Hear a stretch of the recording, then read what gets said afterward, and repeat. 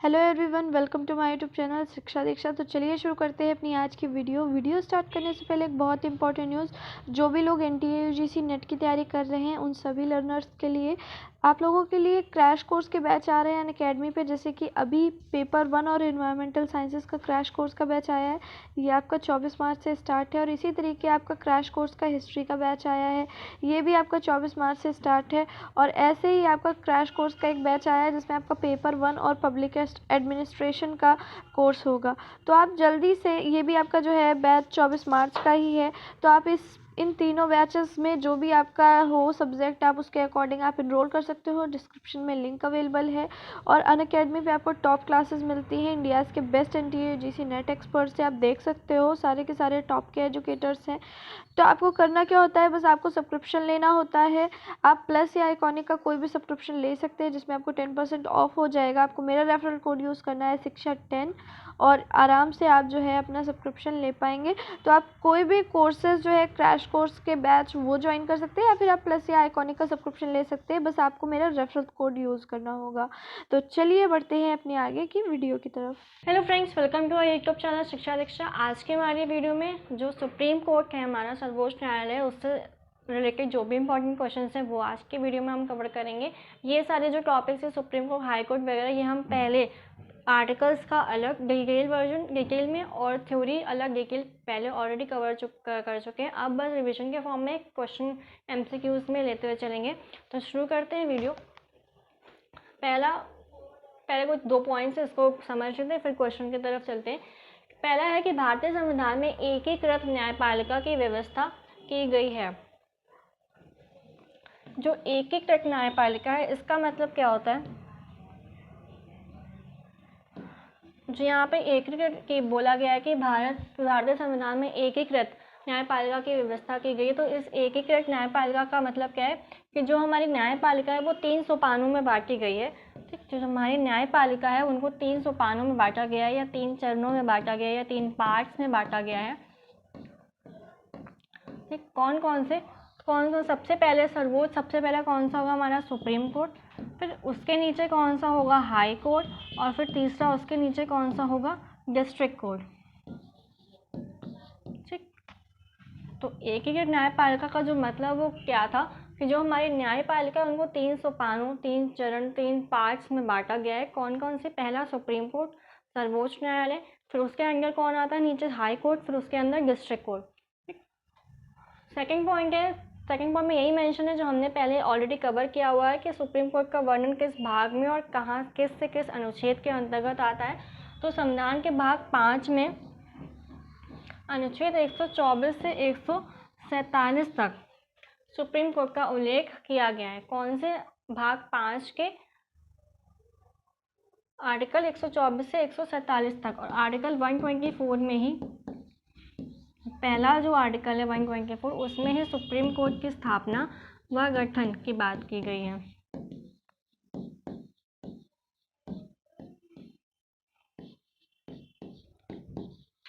वह गठन का उल्लेख है।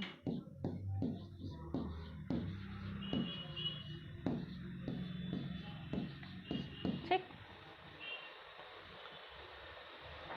जो भारतीय संविधान है, तो पहला पॉइंट फिर से देख लेते हैं कि भारतीय संविधान में जो एकीकृत न्यायपालिका की व्यवस्था की गई है। तो एकीकृत न्यायपालिका का मतलब क्या हुआ कि जो हमारी न्यायपालिका है उसको 3 सोपानों में बांटा गया है।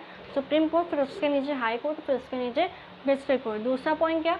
जो हमारा सुप्रीम कोर्ट है उसका वर्णन या सुप्रीम कोर्ट का उल्लेख किया गया है कौन से भाग में? भाग 5 में, अनुच्छेद 124 से 147 तक। और पहला जो अनुच्छेद है आर्टिकल 124, इसमें ही सुप्रीम कोर्ट की स्थापना व गठन की बात की गई है या उल्लेख किया गया है।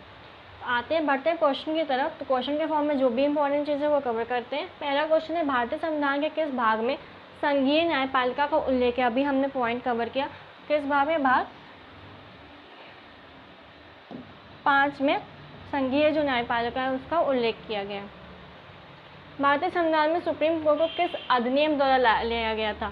ये इंपॉर्टेंट क्वेश्चन है कि जो सुप्रीम कोर्ट हमारे भारतीय संविधान में है उसको किस अधिनियम के द्वारा, किस एक्ट के द्वारा लाया गया था? तो भारत शासन अधिनियम 1935, ये हमने कवर किया है। जो हमने सारे अधिनियम डिटेल्स में कवर किए थे वीडियो में, उसमें अपेक्स इंडिया एक्ट 1984, भारत शासन अधिनियम 1958 या भारत परिषद अधिनियम 1861। तो किस अधिनियम के तहत सुप्रीम कोर्ट को भारतीय संविधान द्वारा लाया गया था तो कौन सा हो जाएगा? पहला ऑप्शन ही हो जाएगा हमारा आंसर, भारत शासन अधिनियम 1935, गवर्नमेंट ऑफ इंडिया एक्ट 1935। किसे संविधान का संरक्षण माना जाता है? इंपॉर्टेंट क्वेश्चन है, 111 में फ्रीक्वेंटली पूछ लिया जाता है। तो किसे संविधान का संरक्षक माना जाता है? राष्ट्रपति, सुप्रीम कोर्ट, प्रधानमंत्री या आम जनता? तो जैसा कि आपको पता है इजी क्वेश्चन है बट इम्पॉर्टेंट भी है। तो किससे संविधान का संरक्षण माना जाता है? सुप्रीम कोर्ट को संविधान का संरक्षक या अभिरक्षक माना जाता है। भारत में उच्चतम न्यायालय में न्यायाधीशों की संख्या बढ़ाने का अधिकार किसके पास है? आंसर के बाद बताते हैं कि हमने ये भी अपने इस टॉपिक के वीडियो में अंदर सब कवर, हमने जब ये पॉलिटी की सीरीज स्टार्ट कर दी तो संसद फिर सारा जो हमने एंड तक लेके गए थे अटॉर्नी जनरल का एक्ट वगैरह, तो उसमें ये सारा टॉपिक हमने कवर किया था। तो ऑप्शन है भारत के संसद के पास ये अधिकार है, राष्ट्रपति के पास, केंद्रीय विधि मंत्रालय के पास है या फिर भारत के मुख्य न्यायाधीश के पास ये अधिकार है कि वो उच्चतम न्यायालय में न्यायाधीशों की जो संख्या है वो बढ़ाने का अधिकार हो। तो किसके पास है? भारत के संसद के पास है, ये हमने ऑलरेडी कवर किया हुआ है। भारत के संसद के पास उच्चतम न्यायालय में जो न्यायाधीशों की संख्या है वो बढ़ाने या घटाने, ठीक, दोनों का अधिकार है। या तो संसद संख्या बढ़ा भी सकती है और घटा भी सकती है। नेक्स्ट है, संविधान के किस अनुच्छेद में सुप्रीम कोर्ट को न्यायिक पुनरावलोकन की शक्ति दी गई है? जुडिशियल रिव्यू, न्यायिक पुनरावलोकन, जुडिशियल रिव्यू जो है उसकी शक्ति जो सुप्रीम कोर्ट के पास है वो किस आर्टिकल, अनुच्छेद के अंतर्गत है? तो अनुच्छेद 125, 130, 137 या 143। तो जो जुडिशियल रिव्यू, न्यायिक पुनरावलोकन की जो शक्ति है वो सुप्रीम कोर्ट के पास किस अनुच्छेद के तहत है? आर्टिकल 137 के अंतर्गत जुडिशियल रिव्यू। सर्वोच्च न्यायालय के न्यायाधीश भारत के राष्ट्रपति द्वारा हटाए जा सकते हैं किस प्रोसेस के द्वारा? सीबीआई की जांच पर, भारत के मुख्य न्यायाधीश की जांच पर, भारत की बार काउंसिलिंग की रिपोर्ट पर या फिर संसद के महाभियोग प्रस्ताव पारित होने पर? इजी क्वेश्चन है, आपको ऑप्शन से समझ में आ गया होगा आंसर कौन सा है। तो क्वेश्चन क्या था कि सर्वोच्च न्यायालय के न्यायाधीश भारत के राष्ट्रपति द्वारा हटाए जा सकते हैं संसद में महाभियोग प्रस्ताव पारित होने पर, ठीक है। महाभियोग का प्रस्ताव जो है प्रोसेस है उसके पारित होने पर हटाए जा सकते हैं राष्ट्रपति द्वारा। मौलिक अधिकारों की रक्षा के लिए सुप्रीम कोर्ट को रिट जारी करने की शक्ति किस आर्टिकल के तहत दी गई है? सिर्फ ये फोकस करिए रिट जारी करने की, ठीक। मौलिक अधिकारों की रक्षा के लिए सुप्रीम कोर्ट को रिट जारी करने की सुप्रीम कोर्ट को किस आर्टिकल के अंदर के तहत की गई है? तो 32, 61, 124 या 147। तो जो रिट्स जारी की जाती हैं सुप्रीम कोर्ट द्वारा वो किस आर्टिकल के अंतर्गत? आर्टिकल 32 के अंतर्गत। कितनी रिट्स है? 5 रिट्स हैं। कौन कौन सी है वो देख लेते हैं, बस नाम जल्दी से। एक्सप्लेनेशन ऑलरेडी हम पहले कवर कर चुके हैं। कौन सी हो जाएगी? पहली हेबियस कॉर्पस,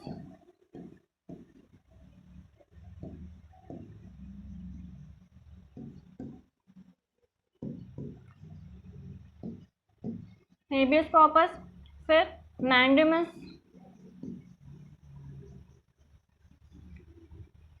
थर्ड प्रोहिबिशन,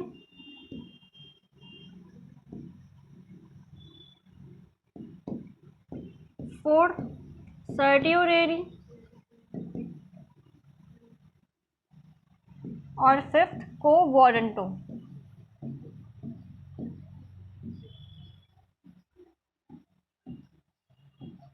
तो जो सुप्रीम कोर्ट द्वारा रिट जारी की जाती है वो किस अनुच्छेद के अंतर्गत? आर्टिकल 32 के अंतर्गत। कितनी रिट्स है? 5 रिट्स है। कौन कौन सी?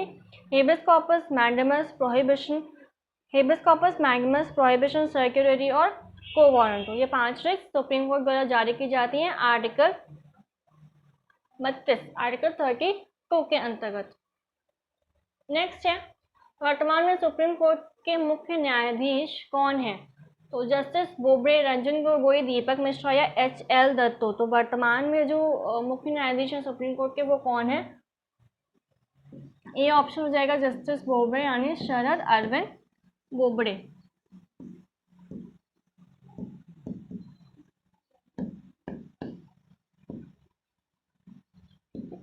किस क्रम के हैं? 47। क्रम पूछ लेता है, क्रम सबका याद रखिएगा, कोई भी अपॉइंटमेंट को उनका क्रम जरूर याद रखिएगा, लेटेस्ट जो भी हैं। तो किस क्रम के? 47 क्रम के।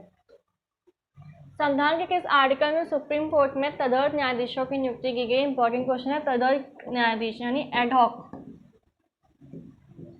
एडहॉक जो है तदर्थ न्यायाधीशों की नियुक्ति का प्रावधान है किस अनुच्छेद के अंतर्गत? आर्टिकल 127, 131, 128 या 137।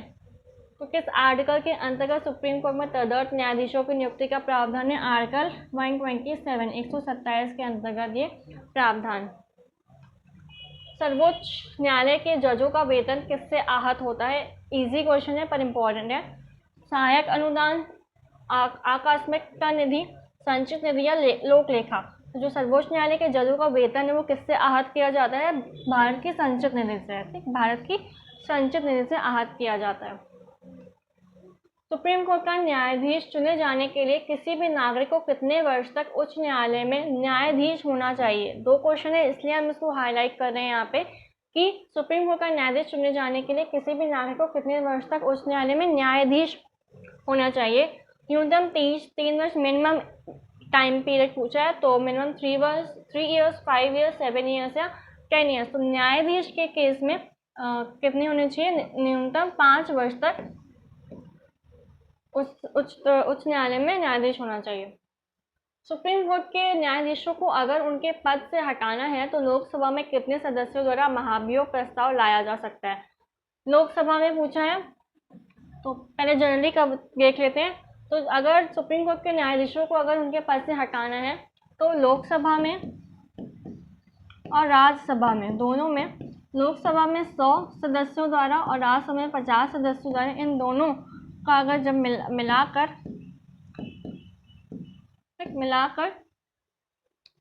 महाभियोग प्रस्ताव लाया जा सकता है। तो यहाँ पे हमसे पूछा है कि लोकसभा में कितने। ध्यान रखिएगा, बिना क्वेश्चन पढ़े जल्दी 150 भी ऑप्शन में, तो टोटल अगर होगा तो आप 150 लगा दोगे। सिर्फ लोकसभा मेंशन किया है कि सुप्रीम कोर्ट के न्यायाधीशों को अगर उनके पद से हटाना है तो लोकसभा में कितने सदस्यों द्वारा महाभियोग प्रस्ताव लाया जा सकता है? तो कितने? 100 सदस्यों द्वारा। तो आंसर क्या हो जाएगा हमारा? 100। राज्यसभा पूछेगा तो 50 और पूरा इन टोटल पूछेगा तो 150। सर्वोच्च न्यायालय में न्यायाधीश नियुक्त होने के लिए व्यक्ति को कम से कम कितने वर्ष तक उच्च न्यायालय का एडवोकेट होना चाहिए? इसलिए मैंने हाईलाइट किया था, जो हमने अभी लास्ट सेकंड क्वेश्चन अटेम्प्ट किया उसमें था कि न्यायाधीश होना चाहिए, तो 5 वर्ष तक। और यहाँ पे मेंशन है हमारे पास कि एडवोकेट होना चाहिए, तो 20, 10, 8 या 25, तो क्या 10 वर्ष तक, 10 ईयर्स तक होना चाहिए। तो ये दोनों याद रखेगा। अगर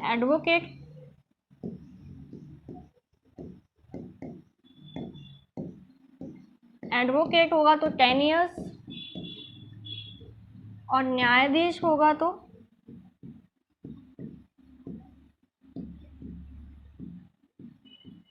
5 ईयर्स। ठीक, एडवोकेट तो 10 ईयर्स तक। कि सर्वोच्च न्यायालय में न्यायाधीश नियुक्त होने के लिए व्यक्ति को कम से कम कितने वर्ष तक उच्च न्यायालय में एडवोकेट होना चाहिए? तो 10 वर्ष तक। और न्यायाधीश होना चाहिए तो 5 वर्ष तक। एक चीज़ और, जो हमने जब अपना वीडियो स्टार्ट किया था बेसिक है, उसको भी देख लेते हैं। हमने यहाँ पे कवर किया था कि 124 में गठन है और और सारी चीज़ें हैं। जो सुप्रीम कोर्ट के न्यायाधीश है, मतलब है, तो उनका त्यागपत्र किसको देगा या फिर शपथ किसको होगी? तो शपथ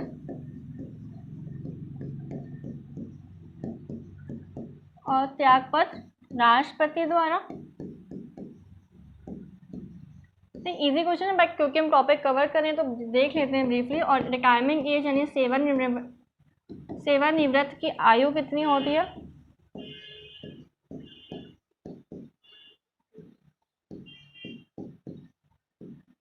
कितनी हो जाएगी? 65 ईयर्स। सुप्रीम कोर्ट के 65 ईयर्स और हाई कोर्ट के 62 ईयर्स।